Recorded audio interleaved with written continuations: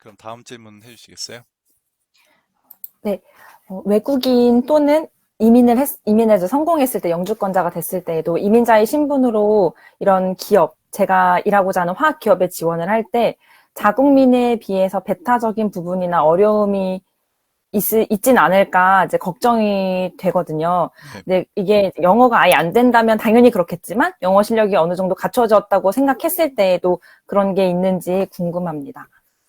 네, 이 질문 같은 경우는 어떻게 보면 이제 이런 것에 대한 좀 희망적인 얘기를 드리고 싶어서도 제가 이런 여러 가지 루트로 상담을 해드리는 것 같은데 짧게 음, 답변을 드리면 저는 정말 없다고 생각을 해요. 정말 말만 잘 되면은 사실 어, 학교를 하다못해 외국에서 나와도 충분히 살릴 수 있다고 보거든요. 보통 외국에서 학교를 나와서 여기서 못 살리는 경우는 이제 뭐 현지에서 면허가 필요하다든지 예를 들면 약사, 뭐 의사, 변호사 혹은 이제 엔지니어라는 직업은 현지에서 이제 그런 면허가 필요해요. 이제 그런 것들은 사람들의 그런 그 공공의 이익이나 안전과 연결이 돼 있으니까 그런 식으로 되는데 이제 그렇지 않은 분야들은 사실 그렇게 면허가 없는 경우에는 뭐 외국에서 그렇게 해 오시거나 영어를 조금 못해도 사실 충분히 가능하죠.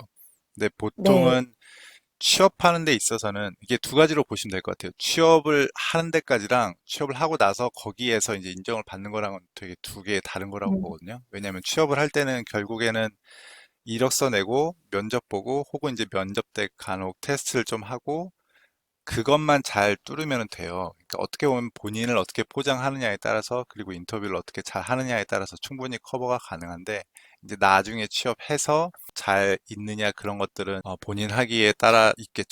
네, 음, 근데 기본적으로 어떤 분야든 그런 면에서는 큰 차이는 없고 특히나 이런 전문 분야 같은 경우에는 그리고 또 좋은 거는 한국이 이런 전자제품 분야는 분명히 선진국이잖아요.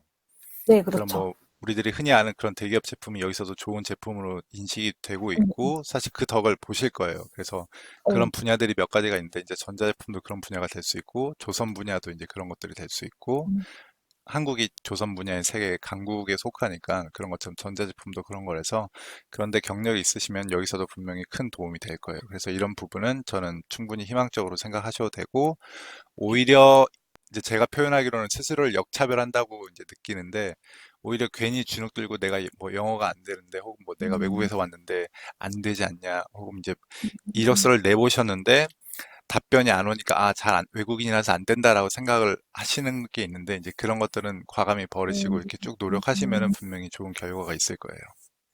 오, 네, 감사합니다.